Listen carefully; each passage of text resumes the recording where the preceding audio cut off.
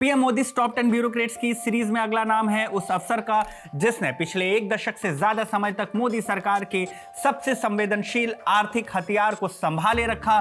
नाम संजय कुमार मिश्रा।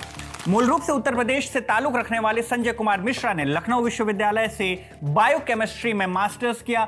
सीडीआरआई लखनऊ में research fellow रहे और इंटरनेशनल जर्नल्स में करीब 10 रिसर्च पेपर पब्लिश किए। लेकिन 1984 में यूपीएससी पास कर उन्होंने लैब छोड़ सिस्टम को चुना और बने इंडियन रेवेन्यू सर्विसेज के अफसर। पहली पोस्टिंग गोरखपुर में इनकम टैक्स डिपार्टमेंट में असिस्टेंट डायरेक्टर के तौर पर हुई। फिर 1990 के दशक में प्रवर्तन निदेशालय माने ईडी में असिस्टेंट डायरेक्टर नियुक्त किए गए। यहां आगरा और जयपुर जैसी पोस्टिंग में उन्होंने फेरा और फेमा से जुड़े विदेशी कई सारे मॉनिटरी क्राइम्स, हवाला नेटवर्क और इलीगल इन्वेस्टमेंट के कॉम्प्लेक्स केसेस की जांच की।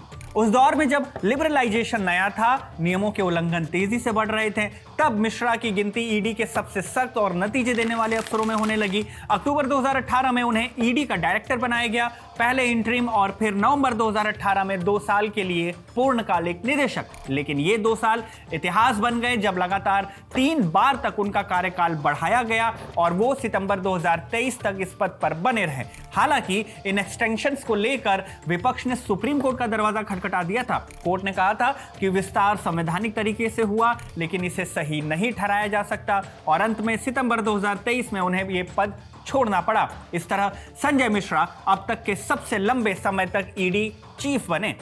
उनके कार्यकाल में ईडी एक कंपैरेटिवली शांत एजेंसी से फ्रंट फुट पर आई। विपक्ष ने एक तरफा कार्रवाई के आरोप लगाए जबकि केंद्र सरकार नियमों के मुताबिक कार्रवाई की बात कहती रही और कहानी यहीं खत्म नहीं हुई। ईडी से विदाई के बाद अप्रैल 2025 में प्रधानमंत्री नरेंद्र मोदी ने संजय मिश्रा को प्रधानमंत्री की आर्थिक सलाहकार परिषद यानी ईएसीपीएम का पूर्णकालिक सदस्य बनाया, सेक्रेटरी रैंक के साथ। मतलब साफ है, कोर्ट के आदेश से ईडी छोड़ी लेकिन सिस्टम ने उन्हें छोड़ा नहीं। ये थी काले कारोबारियों का काल कहे जाने वाले संजय कुमार मिश्रा की कहानी। सीरीज के अगले पार्ट में जानिए उस नौकरशाह की कहानी जिन्हें देश के फाइनेंशियल डिसिप्लिन का मास्टर कहा जाता है।